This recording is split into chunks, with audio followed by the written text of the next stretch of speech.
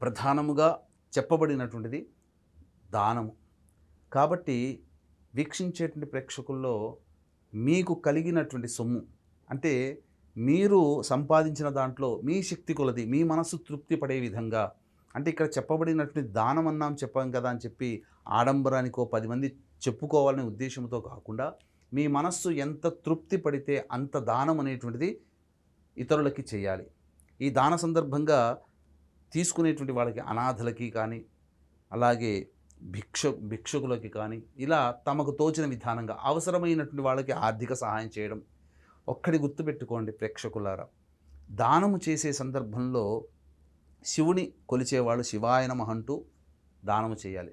విష్ణువుని కొలిచేవాళ్ళు నారాయణాయ నమః, అమ్మవారిని కొలిచేవాళ్ళు శ్రీమాత్రే నమః అనుకుంటూ దానం చేయాలి. దీనికి లెక్కాపత్రం అంటూ లేదండి. మీ మనసుకి ఎంత తృప్తి పడితే ₹5 ప్రతిరోజు చేయగలిగే శక్తి ఉందా, ₹5 దానం చేయండి. లేదా ఎవరికైనా అన్నార్తులై ఉన్నారా, అన్నదానము చేయండి. ఇది చాలా విశేషమైనటువంటి పుణ్య ఫలితము. ఎందుకని చెప్పమంటారా, ప్రతిరోజు నియమ ప్రకారము దానం తీసుకునేటువంటి సందర్భంలో ఎవరైతే దానము అనేటువంటిది నియమ ప్రకారము ఆచరిస్తారో వాళ్ళు చేసే దాన కార్యక్రమాల్లో ఏదో ఒక సందర్భంలో ఆ పరమేశ్వరుడే సాక్షిభూతులే వచ్చి భిక్ష తీసుకోవచ్చు, దత్తుడే వచ్చి తీసుకోవచ్చు, అమ్మవారే భిక్ష తీసుకోవచ్చు, విష్ణువే వచ్చి తీసుకోవచ్చు.